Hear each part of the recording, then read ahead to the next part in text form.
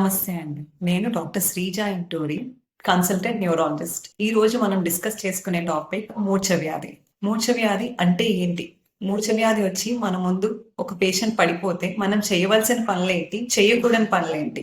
మూర్ఛ వ్యాధి వచ్చినప్పుడు ఏ సమయంలో మనం డాక్టర్ హెల్ప్ తీసుకోవాలి? వీటి గురించి తెలుసుకుందాం. ఫస్ట్ థింగ్, మూర్ఛ వ్యాధి అంటే ఏంటి? సడన్ గా తికమక అవ్వడం, నేలపై పడిపోవడం, కాళ్ళు చేతులు కొట్టుకోవడం, నాలిక కొరుక్కోవడం, ఇవి మూర్ఛ వ్యాధి లక్షణాలు. మూర్ఛ వ్యాధి వచ్చి మన ముందు పేషెంట్ పడిపోతే మనం చేయవలసినవి ఏంటి? ఫస్ట్ థింగ్, పేషెంట్ చుట్టూ ఏదైనా hard objects or sharp objects, కుర్చీ లాంటివి కానీ, నైఫ్ కానీ ఇలాంటివి ఉంటే వాటి నుంచి పేషెంట్ ని దూరంగా తరలించడం. సెకండ్ థింగ్, పేషెంట్ ని లేటరల్ పొజిషన్ లో పడుకోబెట్టడం, అంటే సైడ్ కి పడుకోబెట్టడం.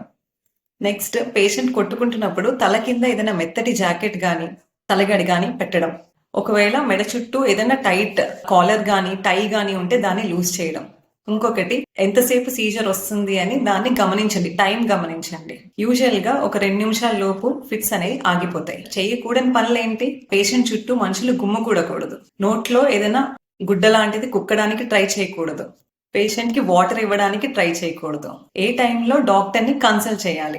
ఒకవేళ ఫిట్స్ కనుక 5 మినిట్స్ కన్నా ఎక్కువ ఉంటే వెంటనే డాక్టర్ దగ్గరికి వెళ్ళాలి. అది కాకుండా ఫిట్స్ వెంటనే 2-3 సీజర్లు వచ్చినా, ఏదైనా ఫిట్స్ టైంలో గాయాలు జరిగినా, ఫిట్స్ ఆగిపోయాక కూడా పేషెంట్ కంప్లీట్ కాన్షియస్ లోకి, అంటే మనలోకి రాకపోయినా, పేషెంట్ కి ఏదైనా వాటర్ లో ఉన్నప్పుడు ఫిట్స్ రావడం, లేదంటే ఒకవేళ పేషెంట్ కనుక గర్భిణీ స్త్రీ అయితే, సో ఇలాంటి కండిషన్స్ లో ఖచ్చితంగా మనం డాక్టర్ హెల్ప్ తీసుకోవాలి. మీకు ఈ సీజర్స్ గురించి ఇంకేమన్నా డౌట్స్ ఉంటే నన్ను కన్సల్ట్ చేయండి.